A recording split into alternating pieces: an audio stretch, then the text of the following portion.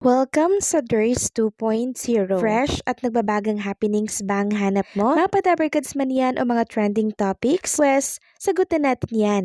Kaya naman isubscribe nyo na ang ating channel para sa mga nagbabagang balita everyday. So ayun, welcome back again sa ating YouTube channel mga kadabarkads, and for today's video nga po ang pag-uusapan natin ay tungkol sa mga pangyayari po sa loob at sa labas ng Itbulaga. So kahapon nga po dito po sa TBJ na page ay thankful and grateful po ang mga Dabarkads natin at ang TBJ sa pagmamahal po na binibigay natin, and syempre sa suporta na binibigay po natin sa Itbulaga at sa kanila.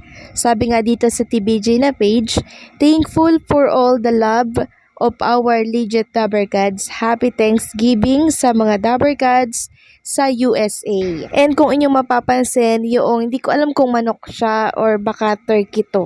Kasi sobrang laki po noong hull. Hindi ko alam kung chicken to. Basta ang alam ko, yung ganito kalalaki mga turkey to eh. Kasi hindi pangkaraniwan yung kanyang laki. So, kakaiba, 'di ba? Ito'y kinaaliwan din po ng mga Dabarkads natin kahapon, and ang komento nga po nila, napakalaki naman ng chicken na nasa hapagkainan daw ng Tito Vic and Joey. So, I don't think so na chicken po yan. Ganun pa man, happy Thanksgiving po sa mga taga-US and sa lahat ng Dabarkads natin. Samantalang pag-usapan naman natin ang tungkol dito sa write-ups po ng Passion Police tungkol po dito sa The Kingdom, pelikula po ni Bossing Vic Sotto, na kung saan ganito po yung headline nila, like or dislike daw, poster of MMFF entry The Kingdom starring Vic Sotto and the Piolo Pascual. So nagbasa nga po ako ng comments sa naturang article, and ang daming nag-aaway doon na mga netizen. Pinag-aawayan po kung comedy raw or drama itong gagawing pelikula nitong si Bossing Vic Sotto, kasi ang nakita daw nila ay si Bossing. Pag kasi sinabing Bossing, comedy yung nakatatak sa isipan po ng mga Dabarkads and netizen. Pero ito kasi, itong The Kingdom, iba po yung atake nito. Katulad na lamang ng comment ng isang netizen na to, sabi niya, bakit kaya pumayag si Papa Pirito? He can do comedy without getting into the slapstick level, panira sa kanyang filmography. Hindi naman po ito comedy, at ito po ay mabigat ang eksena. Drama po ito.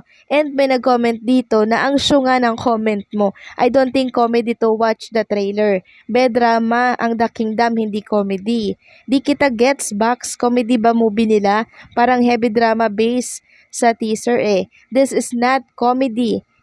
Ayan po, nagtatalo po sila sa comment section ng naka-post dito sa Passion Police na article. Aliw nga pong magbasa dito kasi pinagtatalunan po kung drama daw ba or comedy itong The Kingdom. And base naman po sa mga nababasa ko na komento patungkol doon sa pelikula ni Bossing Vic and Piolo Pascual, so far so good, and marami po ang nagsasabi na maganda raw.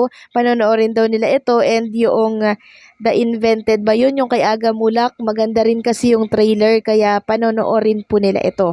Samantalang ibabahagi ko naman sa inyo itong nabasa ko po sa page dito po sa Facebook. Sabi dito, ang It's Showtime daw ay mananatiling kapuso. Sabi niya, opisyal na mananatili ang It's Showtime sa GTV, bahagi ng GMA Network, matapos kumpirmahin na pipirma ng bagong kontrata ang ABS-CBN at GMA Executive ngayong Disyembre. Ang kasunduang ito ay naglalayong patuloy na ihatid ang noontime show sa milyon-milyong manonood sa buong bansa. Ang pagpapatuloy ng partnership na ito ay simbolo ng pagbabago at pagkakaisa sa Philippine television industry, kung saan ang dalawang pinakamalaking network ay nagtutulungan upang makapagbigay ng kasiyahan at inspirasyon sa bawat Pilipino. Isa sa mga source ang nagsabi na posibleng sa Disyembre o Enero mangyayari ang pirmahan, pero ganun pa man, wala itong formal na anunsyo mula sa pamunuan ng dalawang network.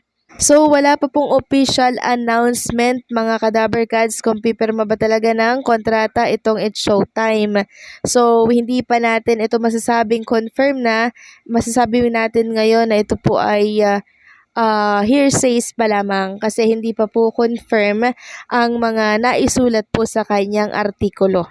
Well, kung pipirma pa rin po ang It's Showtime sa GMA Network, ganun pa din po ang magiging setup possible noon. Hindi pa rin pwedeng makapag-promote ang It's Showtime ng mga proyekto po sa ABS-CBN, or baka meron ulit na dagdag na mga bagong kondisyones ang naturang network para po dito sa ABS-CBN, 'di ba? So tingnan na lamang natin kung ano pa ba yung mga nadagdag, at kumpirmahin muna natin kung ito po bang sinulat sa isang page na artikulo ay may katotohanan.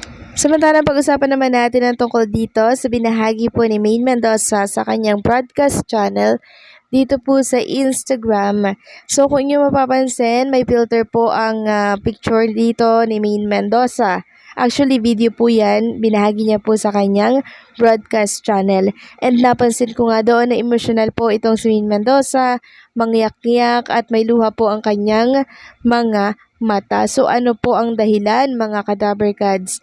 Sabi nga kasi dito, a song is used to listen to as a teenage kid sa mga kilig daydreams because Jamie and Landon. Ayan o, ano siya, yung emoji niya po ay emotional. Hi, rom-coms and dramas from the late 90s, early 2000 are the best. Kakamiss. To be young and to experience those films for the first time leaves you with such a special feelings.